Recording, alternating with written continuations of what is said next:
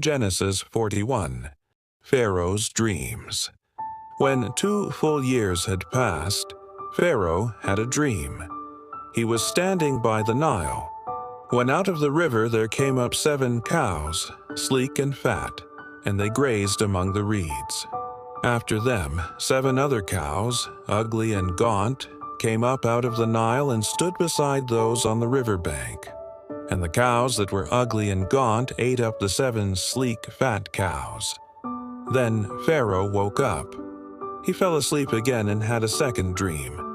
7 heads of grain, healthy and good, were growing on a single stalk. After them 7 other heads of grain sprouted, thin and scorched by the east wind. The thin heads of grain swallowed up the 7 healthy, full heads. Then Pharaoh woke up. It had been a dream. In the morning his mind was troubled, so he sent for all the magicians and wise men of Egypt. Pharaoh told them his dreams, but no one could interpret them for him. Then the chief cupbearer said to Pharaoh, "Today I am reminded of my shortcomings. Pharaoh was once angry with his servants, and he imprisoned me and the chief baker in the house of the captain of the guard. Each of us had a dream the same night, and each dream had a meaning of its own. Now a young Hebrew was there with us, a servant of the captain of the guard. We told him our dreams, and he interpreted them for us, giving each man the interpretation of his dream. And things turned out exactly as he interpreted them to us. I was restored to my position, and the other man was impaled." So Pharaoh sent for Joseph, and he was quickly brought from the dungeon.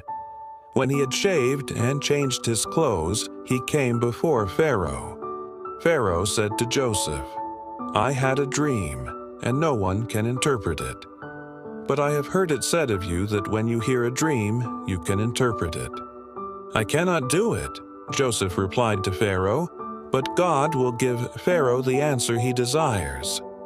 Then Pharaoh said to Joseph, "In my dream I was standing on the bank of the Nile, when out of the river there came up 7 cows, fat and sleek, and they grazed among the reeds.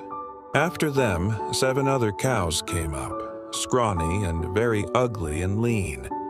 I had never seen such ugly cows in all the land of Egypt.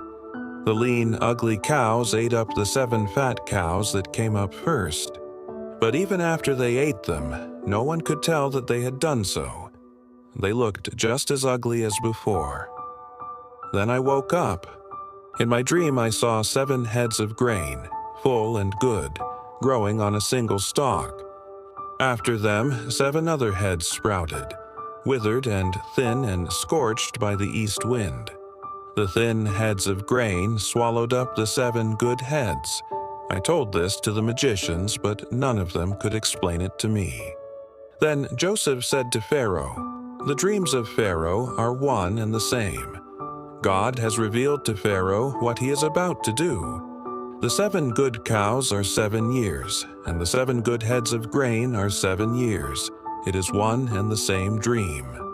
It is just as I said to Pharaoh. God has shown Pharaoh what he is about to do. It is just as I said to Pharaoh. God has shown Pharaoh what he is about to do. 7 years of great abundance are coming throughout the land of Egypt. But 7 years of famine will follow them. Then all the abundance in Egypt will be forgotten, and the famine will ravage the land. The abundance in the land will not be remembered, because the famine that follows it will be so severe. The reason the dream was given to Pharaoh in 2 forms is that the matter has been firmly decided by God, and God will do it soon. And now let Pharaoh look for a discerning and wise man and put him in charge of the land of Egypt. Let Pharaoh appoint commissioners over the land to take 1/5 of the harvest of Egypt during the 7 years of abundance. They should collect all the food of these good years that are coming and store up the grain under the authority of Pharaoh to be kept in the cities for food. This food should be held in reserve for the country, to be used during the 7 years of famine that will come upon Egypt, so that the country may not be ruined by the famine. The plan seemed good to Pharaoh and to all his officials. So Pharaoh asked them, "Can we find anyone like this man, one in whom is the Spirit of God?" Then Pharaoh said to Joseph, "Since God has made all this known to you, there is no one so discerning and wise as you. You shall be in charge of my palace, and all my people are to submit to your orders. Only with respect to the throne will I be greater than you, Joseph, in charge of Egypt." So Pharaoh said to Joseph, "I hereby put you in charge of the whole land of Egypt." Then Pharaoh took his signet ring from his finger and put it on Joseph's finger. He dressed him in robes of fine linen and put a gold chain around his neck. He had him ride in a chariot as his second in command, and people shouted before him, "Make way!" Thus he put him in charge of the whole land of Egypt. Then Pharaoh said to Joseph, "I am Pharaoh, but without your word no one will lift hand or foot in all Egypt." Pharaoh gave Joseph the name Zaphenath-Paneah, and gave him Asenath, daughter of Potipharah, priest of On, to be his wife. And Joseph went throughout the land of Egypt. Joseph was 30 years old when he entered the service of Pharaoh, king of Egypt. And Joseph went out from Pharaoh's presence and traveled throughout Egypt. During the 7 years of abundance, the land produced plentifully.